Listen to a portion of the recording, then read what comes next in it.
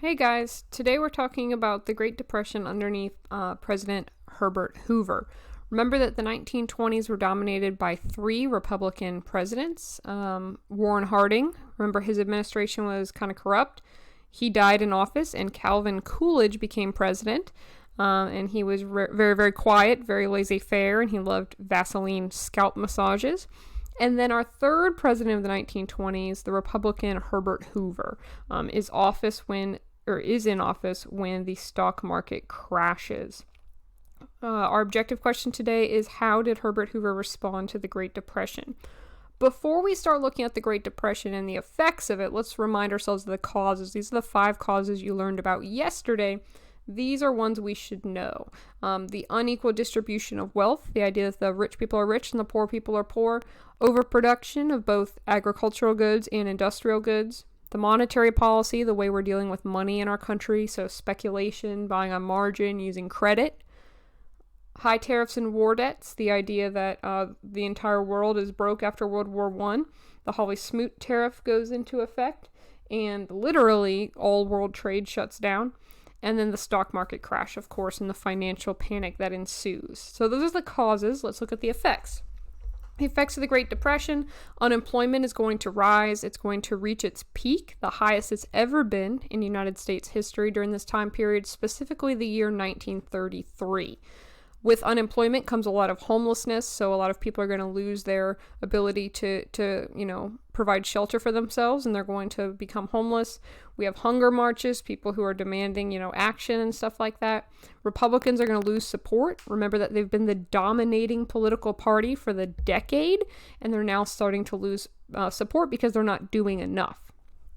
Eventually, we'll see the federal government kind of stepping up and attempting to help others, but not a lot of that. And then we'll also see some increase in entertainment. So I bet you didn't think the Great Depression was a great time for movies, but it is. People would use movies, film, radio as a way to distract themselves from how terrible things are at this point in their lives. So they would go to movies, kind of zone out for, an hour or two, and forget their troubles. Here we see the poor man's store. This is like a thrift shop, kind of pawn shop kind of thing. People are getting desperate. Here we see some traditional clothing for this time period. So the woman looks like she's using some kind of potato sack as a skirt. We see that the children, their clothes are falling apart. They're not, very well fitting. But this is common at this time. None of them are wearing shoes. Because we don't have, the need or ability to wear those or to, afford them. Here are some kids looking sad because they can't eat food. Here are some kids, why can't you give my dad a job? Oh, jobless men keep going. We can't take care of our own. Showing how desperate everything is. Here's a really judgmental squirrel asking why this guy didn't save money for the future. And he's saying, he did. I included this one because it's a great way to remember that the stock market crash affected more people than just the people involved in stock. Anyone who had money in the bank when the stock market crashed was affected, right? So it's a very, very bad thing going on here. I'll let you read this one yourself.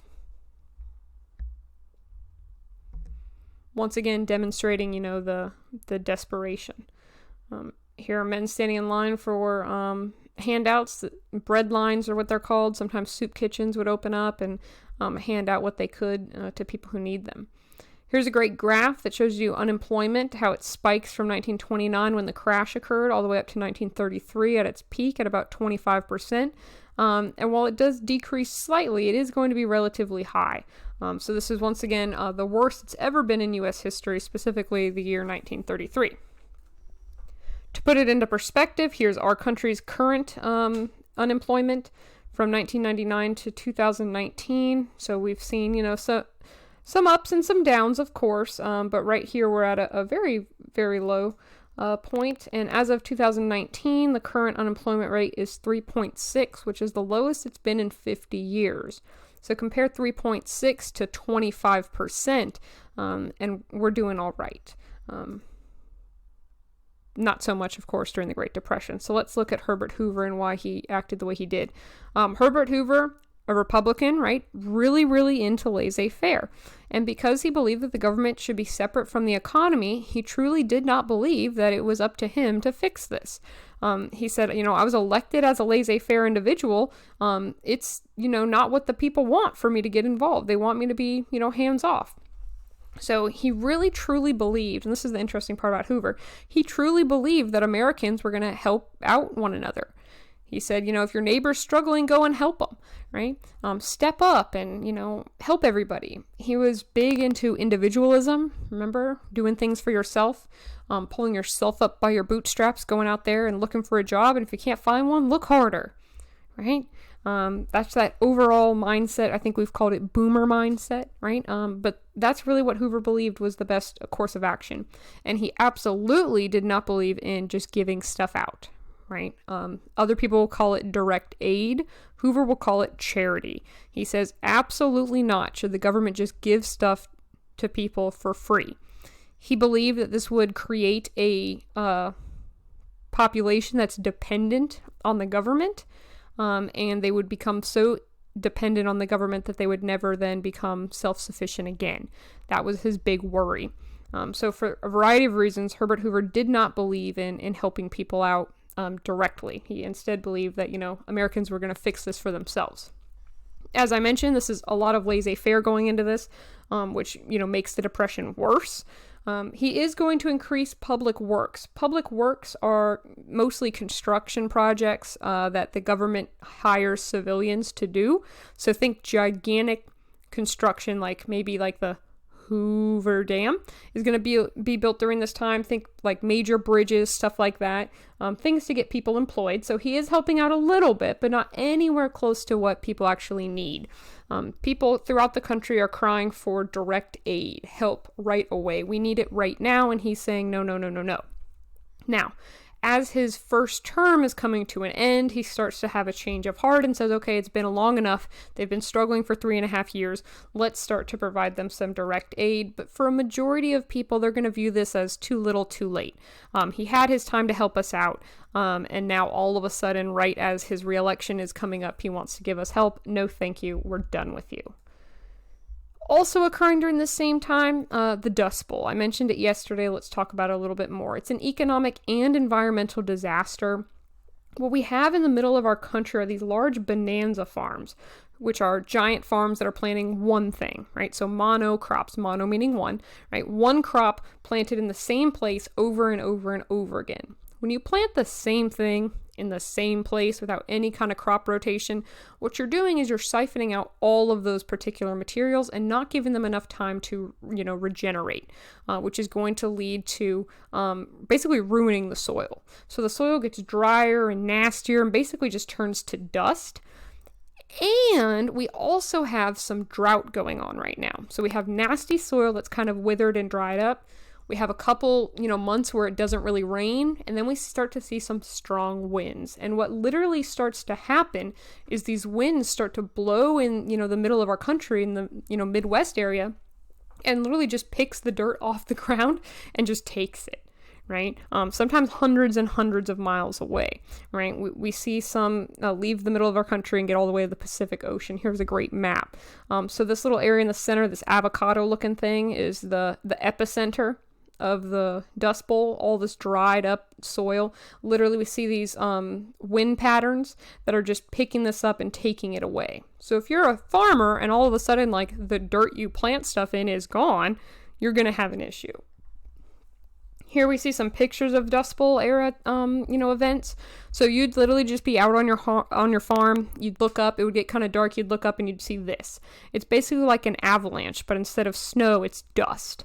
Right, so if you've ever been hit with a hairdryer in the face, or if you've gone to the beach and the wind has blown and you feel like the little prickling on your ankle of sand, it's like that, but times 100. Terrible, terrible, terrible. It gets in your eyes, makes it hard to breathe. People are going to have like pneumonia and horrible breathing problems because of this, and it buries stuff. That's something we kind of don't really take into account, but it literally just takes stuff and buries it. And there's not much you can do once it starts to come. You just got to kind of board up everything and hope you're okay, right? These are scary.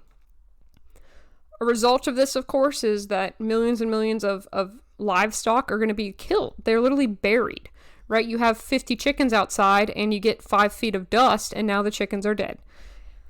Crops are going to be completely destroyed because no matter how much you water 5 feet of dust, your crops are going to die. They're not getting sunlight. They're not getting anything they need. They're going to die.